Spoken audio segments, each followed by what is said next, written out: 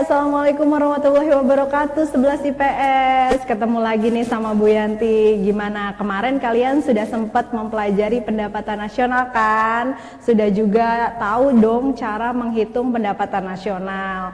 Nah, sekarang kita masuk ke materi selanjutnya ya. Materi selanjutnya itu ada manfaat perhitungan pendapatan nasional nih. Nah, yang kedua, kalian juga bakal mempelajari metode perhitungan pendapatan nasional. Ada 3 metode.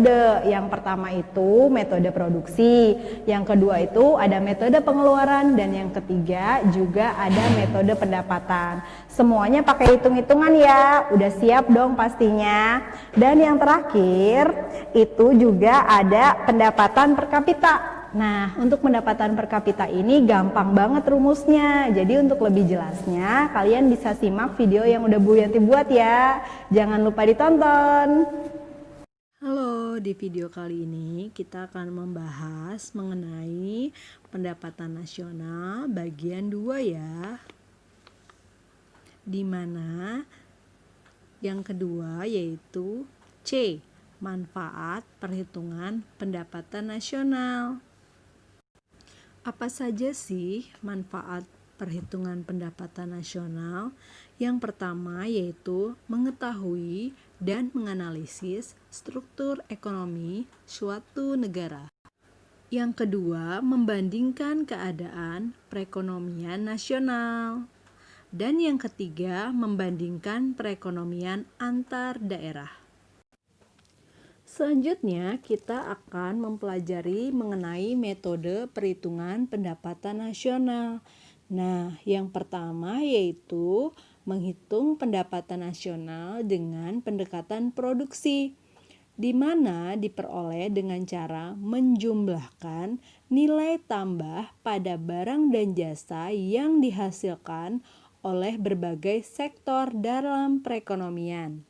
Rumusnya adalah Y sama dengan Q1, yaitu jumlah barang dari Q1 atau jenis pertama dikali dengan P1, yaitu jumlah harga nilai tambah dari jenis pertama, ditambah dengan Q2 dikali P2, di mana Q2 adalah jumlah barang dari barang kedua dikali dengan P2, di mana harga dari nilai tambah barang kedua.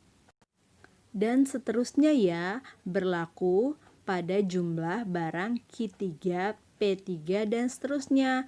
Contoh di sini kita mengambil sektor produksi pertanian, yaitu kapas. Mulai dari kapas sampai dengan benang, tekstil sampai dengan baju atau pakaian. Selanjutnya yaitu kedua, menghitung pendapatan nasional dengan metode pendekatan pengeluaran, di mana aspek-aspek yang dilihat atau yang dipelajari yaitu 1. Pengeluaran konsumsi atau C, konsumsi. Yang kedua yaitu pengeluaran investasi. Yang ketiga ada tabungan.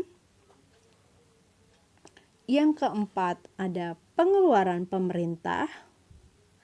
Dan yang kelima ada ekspor neto. Pada pendekatan pengeluaran sendiri diperoleh dengan cara menjumlahkan nilai pasar dari seluruh permintaan akhir atas output yang dihasilkan di dalam perekonomian yang diukur pada harga pasar yang berlaku, di mana rumusnya Y sama dengan C plus I plus G plus X min M, atau Y sama dengan C plus S plus G plus X min M, di mana Y sama dengan C sebagai konsumsi, I sebagai investasi atau S sebagai saving, plus G yaitu pengeluaran pemerintah, plus X sebagai ekspor, dan M sebagai impor. Selanjutnya yaitu metode pendapatan nasional dengan pendekatan pendapatan, di mana terdapat komponen yaitu kompensasi untuk pekerja, keuntungan bagi perusahaan, pendapatan usaha, pendapatan bagi sewa, dan bunga neto, di mana terdapat rumus sebagai berikut. Y sama dengan W plus R plus I plus P, yaitu Y sebagai pendapatan nasional, W sebagai pendapatan upah atau gaji, R sebagai sewa, I sebagai bunga, P sebagai keuntungan. Bagian E yaitu pendapatan per kapita, di mana pengertian pendapatan per kapita adalah pendapatan rata-rata penduduk suatu negara yang dihitung yaitu dengan rumus PDRB dibagi dengan jumlah penduduk atau pendapatan nasional dibagi dengan jumlah penduduk. Apa saja sih keuntungan atau tujuan kita menghitung pendapatan per kapita? Yang pertama, untuk melihat perbandingan kesejahteraan suatu masyarakat atau suatu negara dari tahun ke tahun.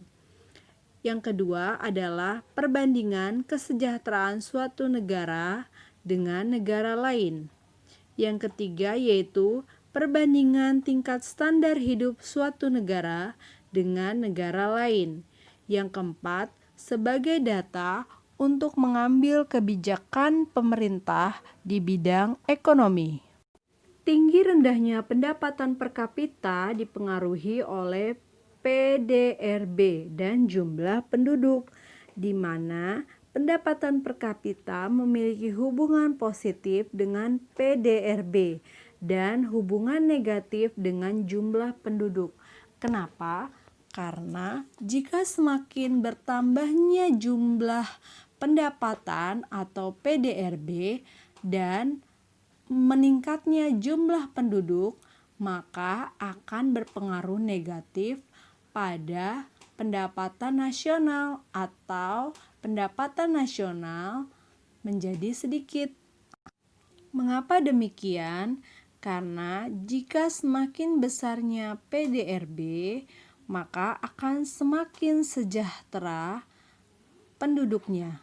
Tapi sebaliknya, jika pendapatan per kapitanya semakin kecil, maka akan semakin sedikit jumlah kesejahteraan penduduknya. Bank Dunia membagi rata-rata pendapatan di negara-negara dengan 4 kelompok. Yang pertama yaitu negara berpendapatan rendah, mempunyai pendapatan per kapita kurang dari 1.035 US dollar. Sedangkan negara berpendapatan menengah bawah memiliki pendapatan per kapita sebesar 1.036 sampai dengan 4.085 US dollar. Dan negara berpendapatan tinggi sebesar 4.085 sampai dengan 12.615 US dollar. Selanjutnya, negara berpendapatan tinggi memiliki pendapatan per kapita lebih dari 12.616 US dollar. Faktor yang mempengaruhi pendapatan nasional yaitu adanya permintaan dan penawaran agregat, 2. Konsumsi dan tabungan, 3. Investasi. Oke, sekian pembahasan dari bab 1 pendapatan nasional bagian 2. Kita akan ketemu di Meet ya. Sampai jumpa. Terima kasih. Nah, gimana nih kalian sudah menonton video yang sudah Bu Yanti buat ya? Oleh karena itu, kalian jangan lupa buat join di Google Meet. Nah, kalian bisa tanya di Google Meet kalau kalian nggak paham ya. Untuk itu, Bu Yanti akhiri. Sekian, wabillahi taufik walhidayah. Wassalamualaikum warahmatullahi wabarakatuh. Sehat selalu ya.